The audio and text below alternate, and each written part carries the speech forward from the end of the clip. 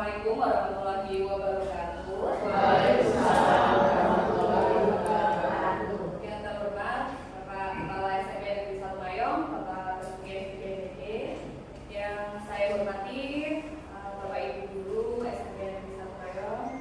Dan tentunya yang berbahagia saya dan Bu Marga, karena hari ini kami akan melaksanakan praktik baik implementasi 7 jurus BK Hebat yang kita dapatkan dari hasil Imtek kita selama di Semarang pada tanggal 17 sampai tanggal 20 September 2025. Sebelumnya, salawat dan salam juga tak lupa kita haturkan kepada junjungan Nabi Agung Muhammad SAW, yang dimana kita nantikan syafaatnya yaumul qiyamah nanti. Amin Allahumma amin. Sebelumnya saya akan membacakan susunan acara pada siang hari ini. Yang pertama yaitu pembukaan, yang kedua sambutan dari Bapak Kepala SMP Negeri 1 Mayong, dan yang ketiga pemaparan hasil praktik baik implementasi jurus BK, dan yang terakhir yaitu penutup. Untuk mengawali acara pada pagi hari ini, marilah kita buka dengan bacaan basmalah, dan bagi yang beragama lain bisa menyesuaikan.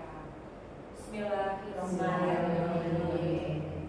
Untuk acara yang selanjutnya yaitu sambutan yang pada kali ini akan disampaikan oleh Bapak Kepala SMP Negeri 1 Mayong kepada Bapak Basuki SPDMD. Kami persilakan.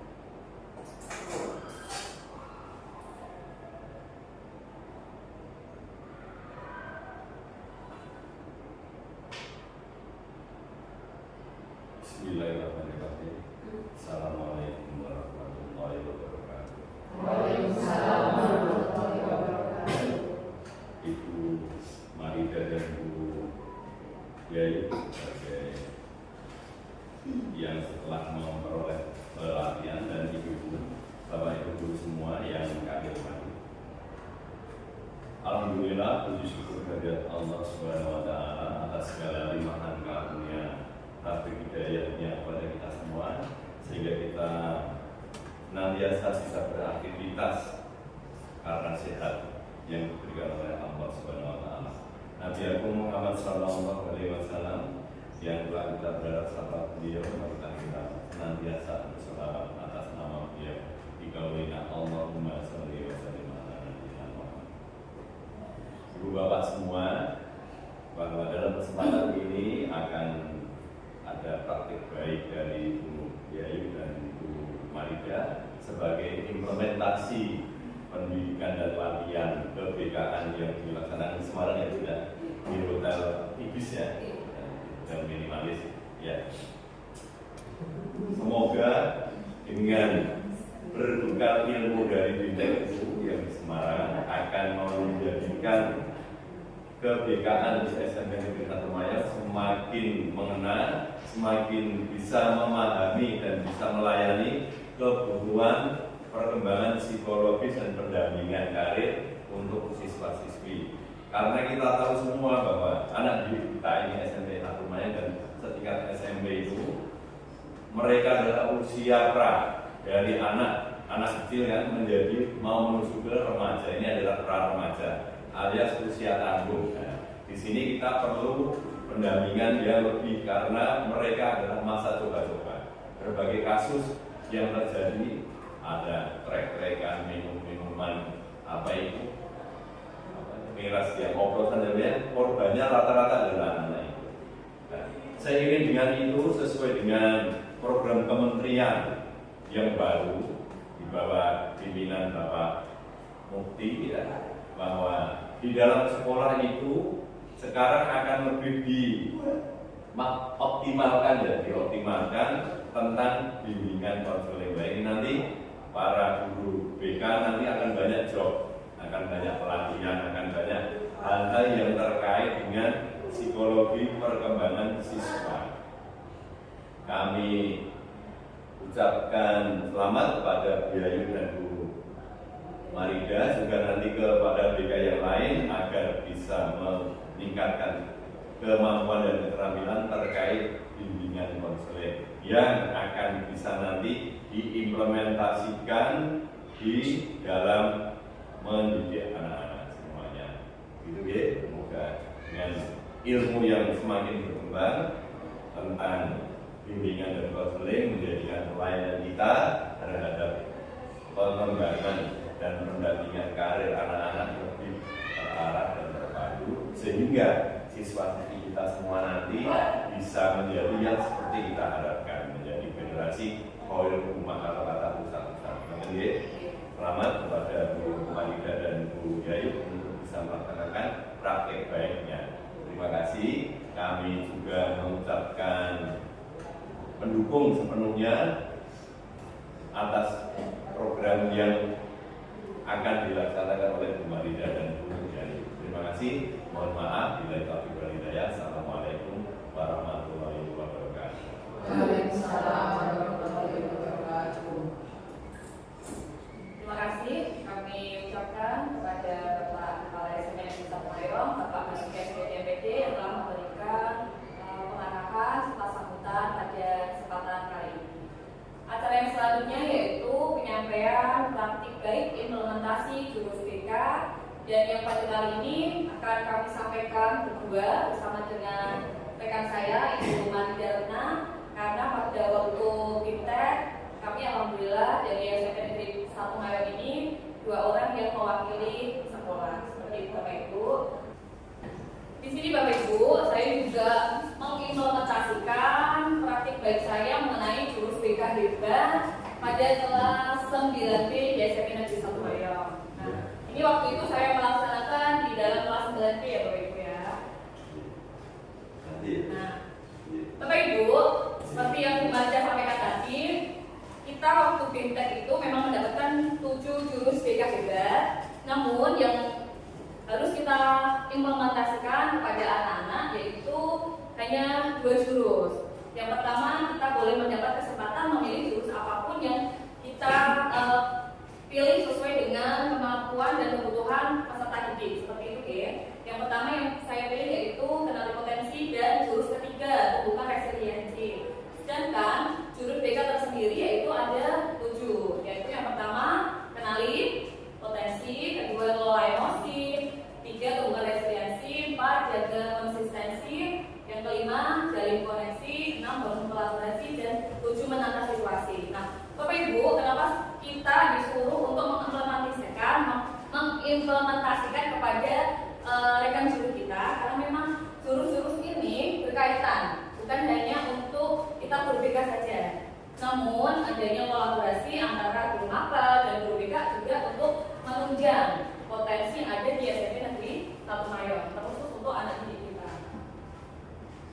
Selanjutnya yaitu, nah di sini saya mengimplementasikannya itu yang pertama pada tanggal 29 September tahun 2025. Itu pada jurus yang pertama yaitu kenali potensi.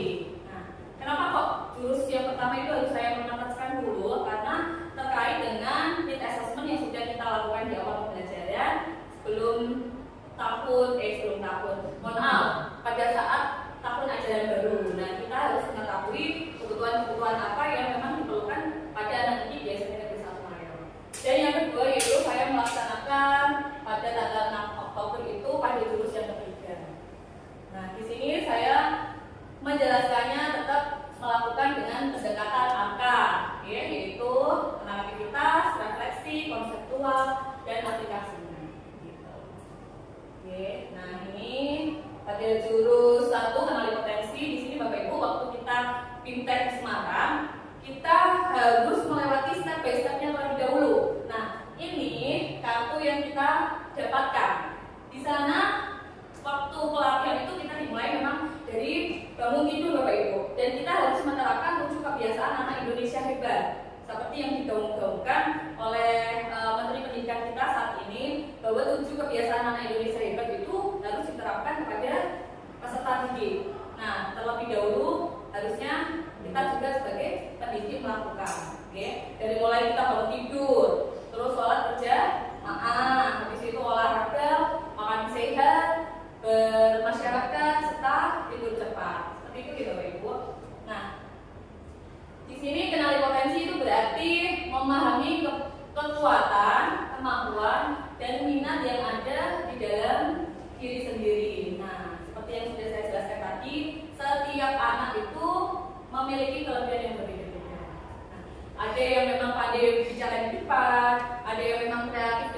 menggambar, ada yang suka pembelajaran itu langsung dengan praktek. Itu tidak Bapak Ibu. Nah, kalau dulu zaman saya sekolah, kadang kan kalau kita tidak mendengarkan Bapak Ibu guru menjelaskan di depan, kadang ada penghapus yang melayang ke belakang. Benar apa tidak? Nah, nah kita sebagai pendidik, ya kan Bapak Ibu betul ada yang punya pengalaman, ya kan? Nah, kita sebagai pendidik itu kan didiklah anak itu sesuai dengan zamannya. Nah, kita karena memang sudah kemajuan IT, kemajuan pendidikan saat ini, kita harus mengetahui karakteristik dan kebutuhan peserta didik. Kita harus memahami bahwa setiap anak itu mempunyai karakteristik yang berbeda.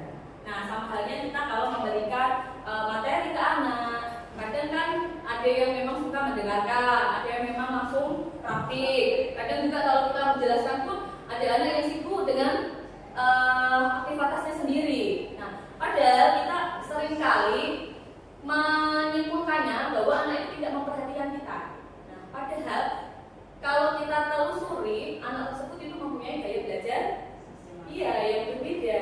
Tidak bisa kita samakan anak satu dengan anak yang lain. Terkadang kan kita hanya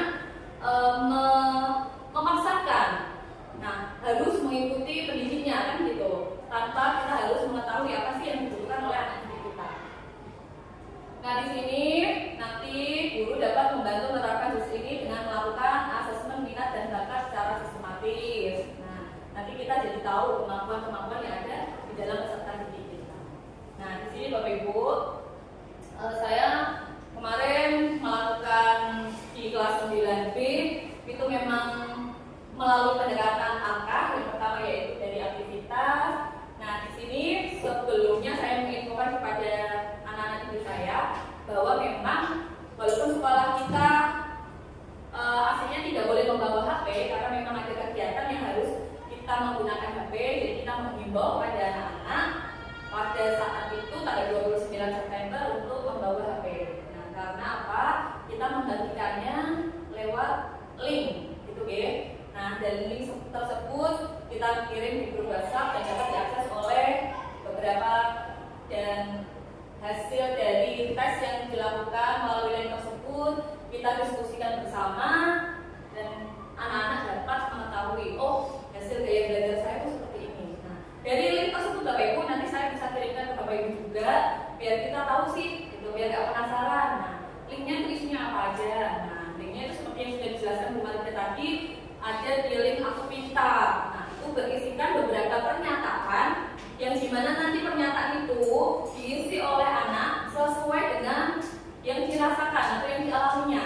Nah, kalau memang mengisinya dengan jujur, pasti nanti anak setidaknya, oh, hasilnya benar nih Bu. Nah, banyak anak yang kemarin sudah mengetahui, terus pada bilang, Bu benar Bu, oh ternyata aku di ini Bu kinestetik, karena aku senang kalau pelajaran itu IPA. Kalau IPA kan biasanya langsungnya senang praktek. Nah, aku senang kalau memang dijelaskan terlebih dahulu, bukan langsung dikasih soal dulu, langsung kita disuruh mengerjakan baru dijelaskan. Nah, ada seperti itu Bapak Ibu guru. Jadi kita harus mengetahui dulu kebutuhan peserta didik sebelum kita memberikan pembelajaran. Gitu ya, agar hasil yang kita harapkan itu nanti sesuai dan maksimal. Nah, dari sini tuh anak tampak antusias karena mereka memang sudah mengetahui, oh ternyata aku auditori nih, oh aku visual, aku kinestetik. Bapak Ibu guru, nah dari ketiga gaya belajar tersebut, kira-kira Bapak Ibu guru sudah memahami belum selama ini kepada peserta didiknya?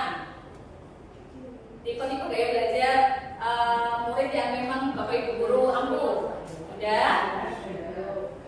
Sudah belum? Nah, berarti kalau itu sudah, alhamdulillah ya tepat berarti. Kalau yang belum, nanti setelah ini kita ayo saling bekerja sama. Oh ternyata anak ini kita kasih pembelajaran yang sesuai dengan gaya belajarnya, tidak bisa disamakan dengan yang lainnya. Di sini Bapak Ibu, jadi anak merasa ingin tahu. Nah, wajah-wajahnya itu wajah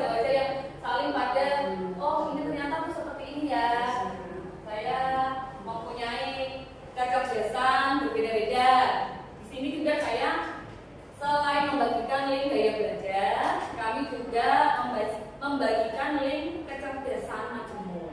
Nah, yang dimana tadi ada 8 kecerdasan dan itu juga harus dikenalkan oleh anak Bapak Ibu. Oke, jadi anak itu tahu, oh aku ini mempunyai kecerdasan apa sih? Bukan hanya asal-asalan. Jadi anak nanti kalau sudah tahu, dia lebih semangat menggali potensinya. Jadi biar tidak salah arah. Oke, ini bisa membuat dan menumbuhkan rasa percaya diri dan motivasi belajar pada anak. Nah, di sini secara konsep upaya membantu siswa dalam memahami siapa dirinya. Yang pertama dari mulai dari belajarnya, minatnya, dan sehingga kecerdasan majemuk yang dimiliki itu sesuai dan bisa dikembangkan. Apalagi terkhusus untuk anak-anak kelas 9 yang dimana ini nanti akan melanjutkan ke sekolah lanjutan, kan bukan hanya SMA aja. Ada yang kebanyakan dari beberapa anak, jadi di antara kita, aku pengen masuk di SMK. Sebelum dia menentukan pilihan jurusan itu, dia harus tahu, oh minat aku tuh di sini nih, bakat aku tuh di sini nih, kemampuan majemuk saya tuh di sini nih. Jadi dia tidak asal pilih. Biasanya kan ada anak-anak kita, aku pengen ikut CS ibu, pengen ikut basic ibu masuk di SMK, ambil jurusan misalkan TKA. Jadi kan dia tidak asal memilih, tapi memang benar-benar berdasarkan bakat dan kemampuan yang ada di dalam dirinya. Itu ya Bapak Ibu ya.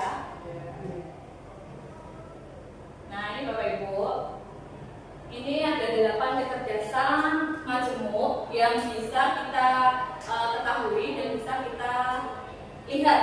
Oh, dari contoh ini tuh termasuk kecerdasan apa nih? Nah ini ada 8 Bapak Ibu. Yang pertama adalah kecerdasan linguistik atau kecerdasan dalam berbahasa. Nah seperti ini ada pandai berbicara, menulis, bercerita, berargumen. Nah itu contoh aktivitasnya itu nanti dia profesinya jadi penulis, penyiar, jurnalis, guru bahasa. Di sini guru bahasa deh. Nah itu Bapak Ibu, betul basic, kecerdasan basic linguistik. Oh iya, betul gitu. Di sini juga ada logis matematis. Nah, contohnya yang Bapak Ibu ketahui itu siapa? Ayo, tokoh atau public figure yang mempunyai kecerdasan logis matematis. Jeremy Pauline. Nah, betul. Terus siapa lagi? Insinyur B.J. Habibie misalkan, betul? Ya. Oke, seperti saya ya, Pak Ibu.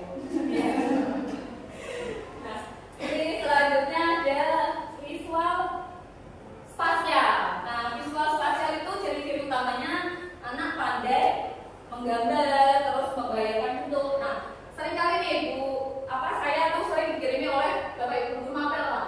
Karena dengan kreativitas anak ditulis di dalam buku tugasnya.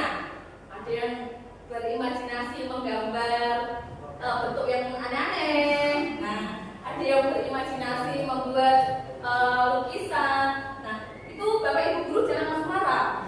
Oke, kebanyakan dari kita kan, ini loh Bu, anak kelas 7E misalkan dulu, oke? Ini betul. Kadang kan ada yang menggambar lukisan yang bagus-bagus, tapi tidak sesuai dengan bukunya. Tapi kita langsung dikirim nih Pak ke guru BK. Nah, seharusnya kita harus memanggil terlebih dahulu, kita arahkan kalau bisa. Jangan langsung kita memarahi, gitu oke? Kita cari dulu faktornya, penyebabnya apa. Nah, bisa jadi nih Bu, anak yang kita marahin itu nanti jadi arsitek. Kita butuh pertolongan dia waktu bangun rumah kan. Nah, bermanfaat kan untuk kita, gitu ya. Nah, ini kinestetik jasmani. Kebetulan di sini ada Kak guru olahraga. Jadi, nah, kalau Bapak itu maksudnya sini ya Pak ya. Kinestetik jasmani Pak. Saya juga suka praktek Pak seharusnya. Jadi saya bingung Pak. Termasuk kecerdasan apa Pak ya? Kalau ini Bapak Ibu ya, kinestetik jasmani itu memang dia lebih suka actionnya. Oke, yang suka menari, jadi atlet. Nah, itu bisa masuk kinestetik jasmani. Terus yang kelima ada musika. Dia memang seneng dengan nada irama bunyi kayak dia sukanya kalau di dalam ruangan itu suka nyanyi sendiri. Nah, gitu. Iya. Betul itu Bapak Ibu. Jadi selama di sini saya kan memang berinteraksi dengan berbagai dan beragam kebutuhan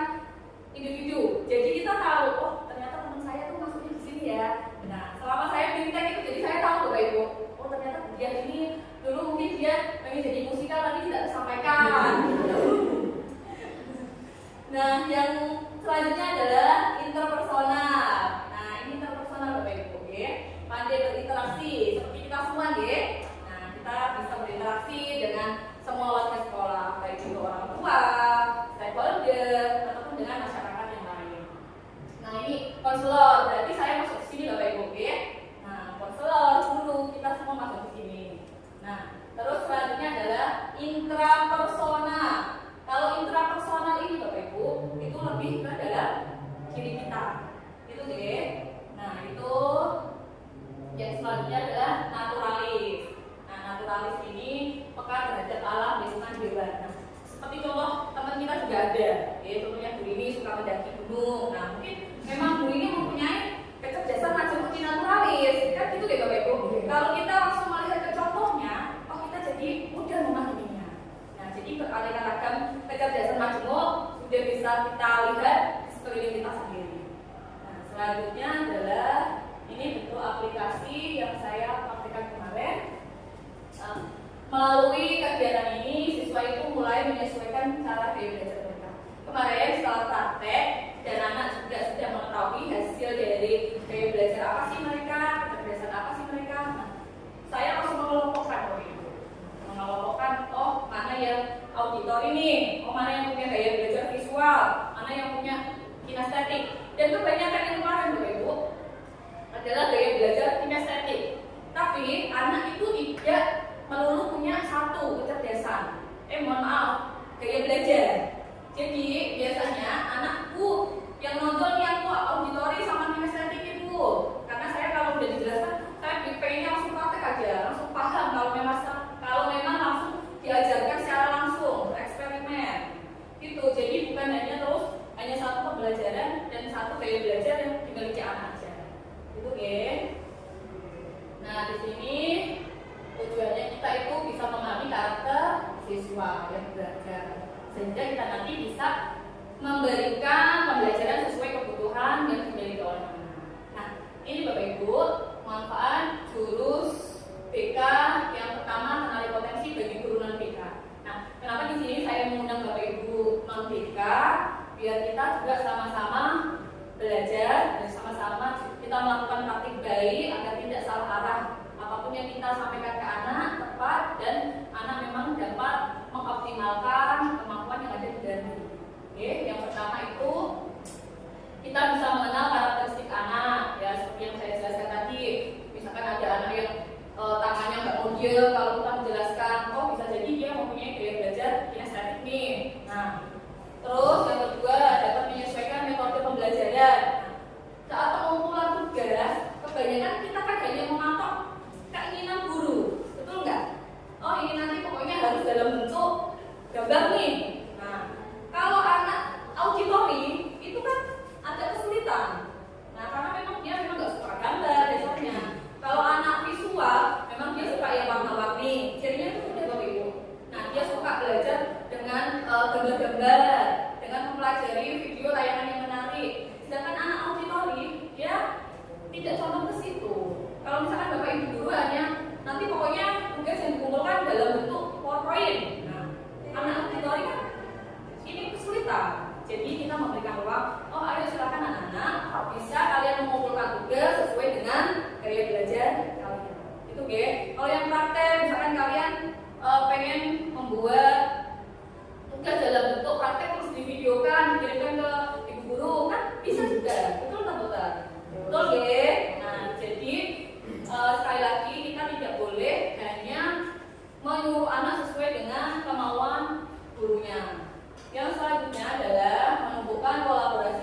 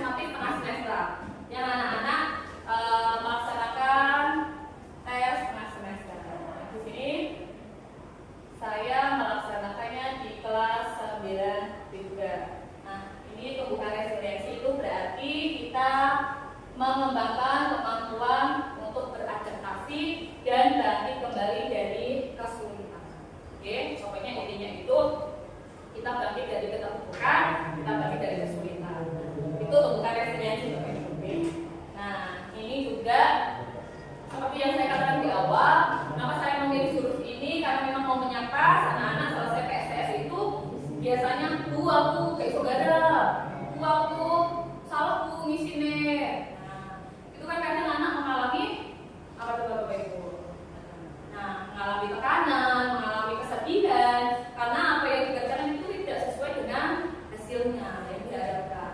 Jadi saya memberikan jurus tumbuhan resiliensi ini sesuai dengan sikon dan keadaan anak-anak pada saat itu. Oke. Nah, ini selanjutnya aktivitas yang saya lakukan waktu itu. Kegiatannya anak-anak, saya kalau kemarinnya tadi kan dikasih kartu. Nah, tapi di sini saya mengambil permainan yang berbeda. Saya memberikan balon ke anak-anak dan memberikannya per kelompok. Saya bentuk masing-masing deretan atau barisan itu satu kelompok. Jadi di dalam satu kelas ada 4 kelompok dan saya berikan masing-masing satu buah balon. Di mana cara bermainnya di situ adalah anak-anak menurut balon itu sampai besar.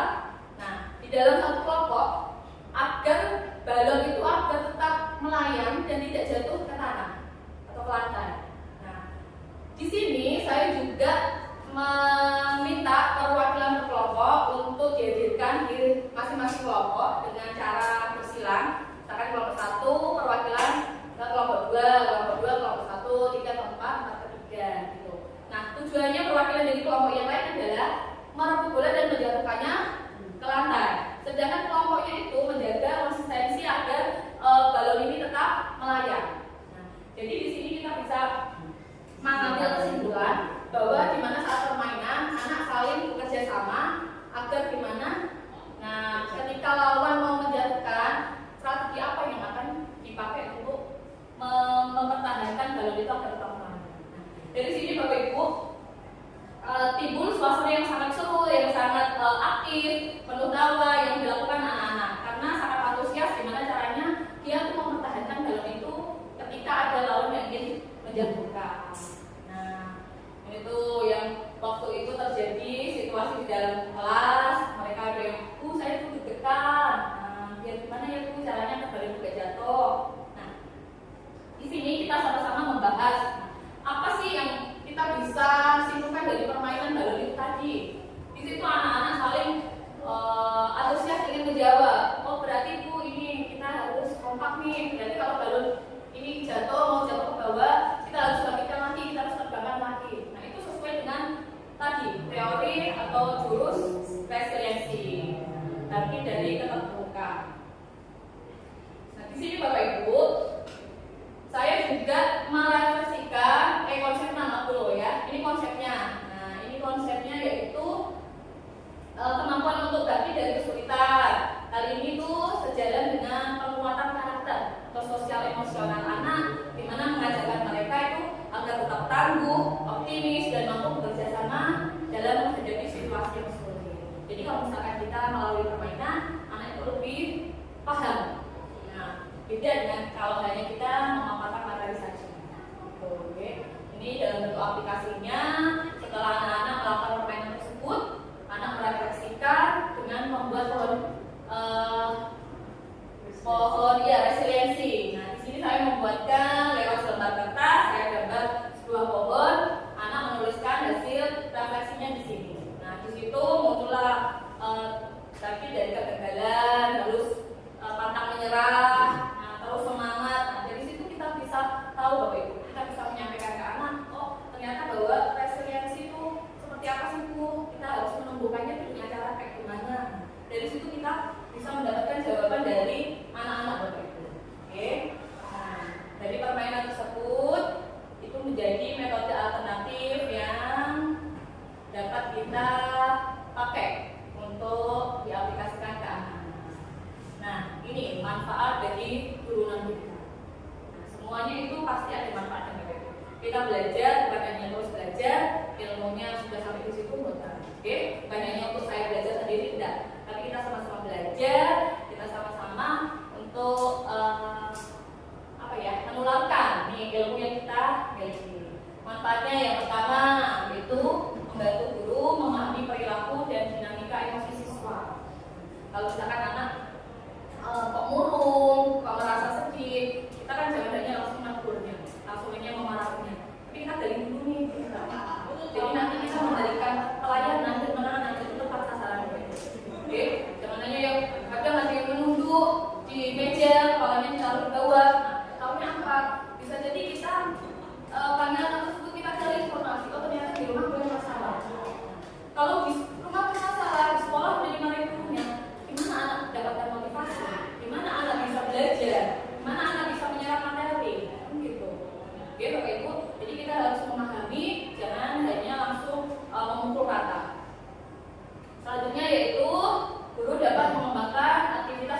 pembelajaran yang membangun ketangguhan dari kerjasama kelasnya. Nah, jadi di situ juga dapat menginspirasi guru untuk mengintegrasikan nilai-nilai karakter seperti tak menyerah, disiplin, saling menghargai dalam pembelajaran. Yang terakhir yaitu menjadi wadah kolaborasi. Nah, lagi-lagi kita memang ditekankan untuk saling berkolaborasi. Itu ya. Nah, ini Bapak Ibu kesimpulan yang bisa saya simpulkan pada aktivitas saya untuk praktik baik implementasi jurus 1 dan jurus 3. Itu melalui kegiatan ini siswa itu tidak hanya belajar tentang kemampuan kognitifnya saja, tetapi juga kemampuan mengenal diri dan menghadapi tantangan hidup. Oke, karena memang pada dasarnya anak-anak SMP itu sudah fasenya bukan anak-anak lagi, karena udah fase remaja. Oke, selanjutnya ini kegiatan ini menjadi kesempatan untuk membangun sinergi lintas bidang. Karena memang kebetulan di sini ada guru matematika, guru olahraga, guru bahasa Indonesia, guru IPA. Nah, jadi kita sama-sama berkolaborasi untuk menjaga lingkungan yang benar-benar dapat menumbuhkan karakter, kemandirian, dan ketangguhan bagi seluruh peserta. Itu ya Bapak Ibu. Bolehkah kita kasih tepuk dulu? Boleh ya. Nah, dikasih apa? Dikasih B, kasih O, kasih W. Wow, keren. Wow, keren. Baik Bapak Ibu, nah di sini sudah sampailah kita pada penghujung acara. Terima kasih dan saya juga selaku moderator dan pemateri hari ini. Kemarin dia berdiri di sini. Saya yaitu Kamalin beserta rekan saya Ibu Malidarna yang kemarin telah melakukan bimtek dan melakukan praktik baik hasil implementasi jurus BK yang sudah kita pelajari. Di sini kami bukan bermaksud untuk menggurui Bapak Ibu, namun di sini kita saling belajar. Pak. Kita mohon maaf apabila selama penyampaian saya dan Ibu Malida banyak kekurangan, banyak kehilafan, saya mohon maaf. Itu ya Bapak Ibu, dan saya di sini juga mengucapkan kepada Bapak Kepala SMP Sarmayong, Pak Basuki SPDPT yang selama ini telah mendukung kami semua, bukan hanya saya dan Ibu Malida, tapi telah mendukung pihak manapun, terutama kita warga SMP Sarmayong selalu didukung untuk kita maju. Nah, tujuannya memang peserta didik. Itu ya Bapak Ibu. Terima kasih saya ucapkan kepada Bapak Ibu guru semua. Jika memang nanti kita bisa saling berbagi informasi di belakang, kita bersedia. Maka ya Bapak Ibu, monggo kalau misalkan Malika mau tambahan, Pak Basuki misalkan tambahan, saya silakan. Mau menambahkan sedikit tentang resiliensi. Dan ini perlu untuk kita ketahui bersama, karena kadang anak-anak itu kan ya ketika dia putus asa tidak mampu mengatasi permasalahannya itu menjadi akan menimbulkan perilaku yang negatif. Nah ini yang perlu. Kalau di sekolah mungkin tidak terlalu efektif. Kalau di pondok ya, anak muda itu dulu waktu nggak apa disepeli, pakai silat itu tangannya. Semua anak pondok begitu. Kalau tasnya nggak tercapai, silati. Apapun yang tasnya disilati, anak itu pelaku dulu. Memang pun narkoba enggak, apa itu memang biasa Pak Nek. Pas apa orang itu datang mengapa orang apa-apa itu silati ya. Ketika saudara itu. Mungkin kalau di dunia kita sekolah ini tidak, tapi ini untuk perhatian kita. Bahwa ketika ada anak yang itu mungkin terkerja kita untuk mendampingi. Dan saya tegaskan lagi, semua guru adalah BK. Jadi urusan anak itu tidak hanya ketika ada anak berkelahi di jam kita mengajar, kita lah yang mengatasi di situ. Tidak ya guru BK atau video disampaikan guru BK itu kurang tepat. Betul ya? Pokoknya kita sebagai guru itu intinya adalah menerus perjuangan para nabi, para wali dan para alim ulama. Mari kita terus untuk melanjutkan itu karena disinilah ada amal kita semuanya. Terima kasih. Terima kasih kepada Bapak Kepala SPDPT Sarmayong. Monggo Bu Malida juga mau ditambahkan. Oke, kita kasih tepuk cinta dulu ya Bapak Ibu. Tepuk cinta. Cinta kecil, cinta sedang, cinta besar, cinta mampu.